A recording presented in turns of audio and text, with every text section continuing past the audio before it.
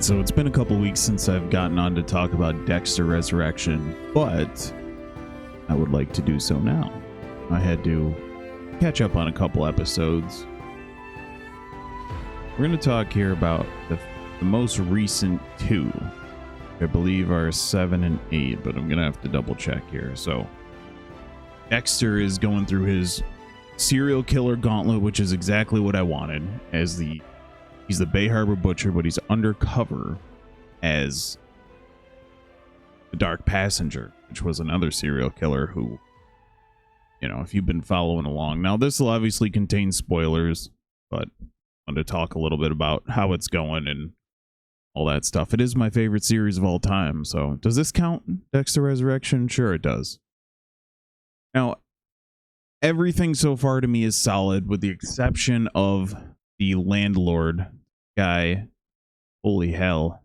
I don't even want to give that name a try, but he plays Blessing Mara? That's his name?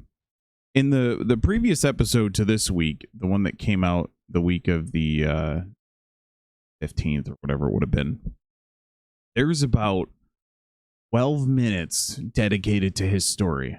Now, I know we gotta suss out all these characters and everything, but when the season is only 10 episodes, the show is only like 40 some minutes long, we can't dedicate it to this because his stuff is very boring, especially compared to the rest of the series. This guy, every time I see this dude, Dominic Lamusa, he looks like Joaquin Phoenix, a young Joaquin Phoenix in the series. But anyways, there's the previous episode, his mother dies, and we have to go through this whole thing where he's like having a meltdown and all this stuff. And there's this whole story about there's this whole monologue about his backstory, and it's crazy. It's heartwarming to a sense, but also I should pull up the damn video because it was a long monologue. When you're worried about Batista catching Dexter, when you're worried about all this other stuff, the Claudette Wallace, her investigation into Harrison, etc., you're not really too interested in the ramblings of this guy. You do feel bad for him. He's a family man, mother passed, you know. You do feel bad for him, but you don't need a 7-minute monologue. And I know it might not have been that long, but it felt that long. That makes sense?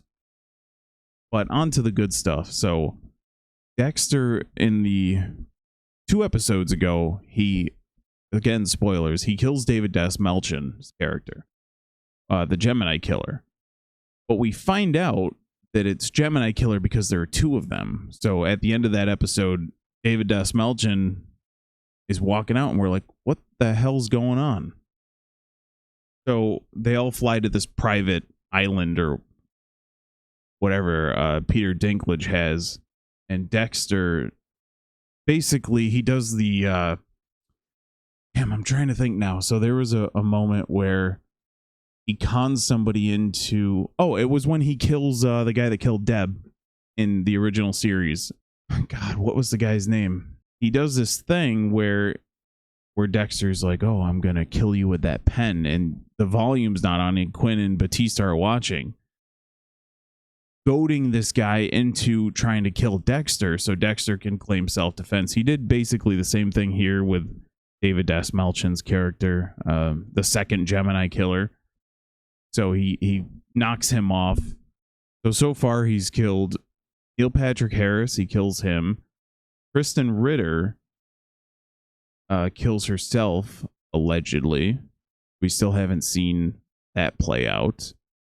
So all he's got left is that dude, the family man guy, the Rapunzel, this dude, before he has knocked off the entire set of serial killers. So Dexter can't get Rapunzel because he's going back home. All the heat going on, you know, everything. He leaves New York City, so Dexter uses it to try and solve this situation with Harrison's wannabe girlfriend, friend zone gal, landlord situation. by intimidating this guy. But meanwhile, Batista has put his AirPods in Dexter's car, so he's been tracking him the whole time. So he walks into the Bay Harbor Butcher Zone with all the plastic everywhere because Dexter lets the landlord free after he intimidates him. And they do this clever thing, which I didn't think was going to happen. But the two detectives, so Claudette and Melvin, the two detectives, start to point their investigation at Batista as though he is the Bay Harbor Butcher, even though Batista knows or thinks he knows Dexter is. They do this clever thing at the end of the episode where Claudette is like, she's investigating all the information where when LaGuardia died, Batista got promoted, like all these things that were benefiting him, even though it was Dexter doing it. So I think it's a pretty clever way to kind of wriggle Dexter out of it if possible, but we'll see how that goes. But it's been quite the good series so far. I've been having a hell of a good time with it. Man, I can't believe I can't remember the guy's name, honestly. But yeah, the series is very good. It's definitely better than New Blood, for sure. Like they've completely made me forget about New Blood. So when I go back and watch this again, I'm just going to skip. I might do Original Sin, then the main series, that, you know, in chronological order rather than order of release. But I think that'd be pretty interesting to do. This is up there. So I would probably put this so far. Now, with Original Sin, it was pretty decent throughout. And then it went off the rails with the last episode, an embarrassingly bad last episode. But I think I would put this in like the middle. You know, you have the original series has seasons 1, 2, and 4 are better than some of any television I've ever seen. But it's probably in with like seasons 3 and 5 in terms of how good it is. It's going to bother me. I have to look this up. Who is the main villain in Dexter and 8? It is Oliver Saxon, aka the brain surgeon. There you go. So, all right, and I came across this news, which is very depressing. So, I thought it was a joke. I thought it was just people trolling, but apparently, even though Dexter Original Sin had previously been renewed for a second season, it has now been shifted to canceled. So I asked Grok if you smell what the Grok is cooking. I'm sure 7 billion people haven't made that joke already. So, strategic shift post Skydance merger. I asked why was Dexter Original Sin canceled. So they give you some highlights here. Stronger performance of Dexter Resurrection. That shouldn't matter. Dexter Resurrection outperformed Original Sin in viewership and critical reception. So what? Do them both. Who cares? You're not. The existence of Original Sin doesn't cancel the existence of Resurrection. What are you talking about? Logistical and budgetary considerations. Right. Like, you're not making enough money with this series with all the people watching. Michael C. Hall's central role, a significant factor in the cancellation, was the absence of Michael C. Hall. Nope. Sure doesn't matter. No, it doesn't. Michael C. Hall was still in it. And it's the prequel. Everyone understood it. Well, most. That's crazy. Fan and critical reception. So 3.3 million views in its first week. 70% on Rotten Tomatoes is pretty good. Franchise focus and resource allocation. You don't have enough money? Really?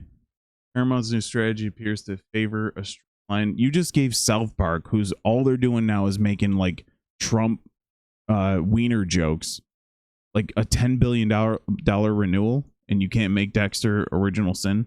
It's nonsense. Total nonsense. But fan reaction to the cancellation has been vocal, which it should be. And they're doing a change.org petition.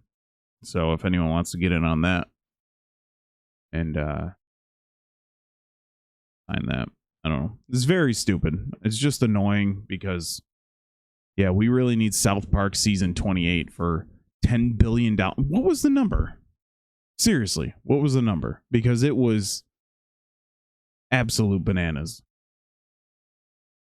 money did South Park just in a contract? Or that was terribly worded. Absolutely terribly worded. Let's see. $1.5 billion to make that. Where's the production? What happened to a week to air? Where's the production there?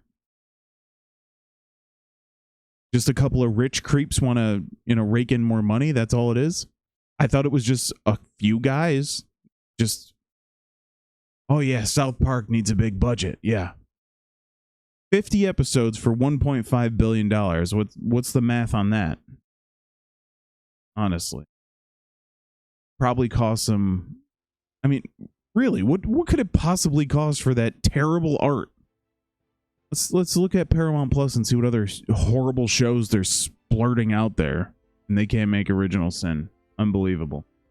Let me know what you think down below. I'll come back after the next episode, and I'll, instead of like talking about a couple, 2 to 3 at once, I'll talk about the one, and I will catch you guys later. I'm going to talk a little bit more about weapons. I think I'm going to see that a second time, and then I'm going to come on and talk about it. I just saw this movie called Primitive War, which well, I'll get to that. Keep an eye out for that.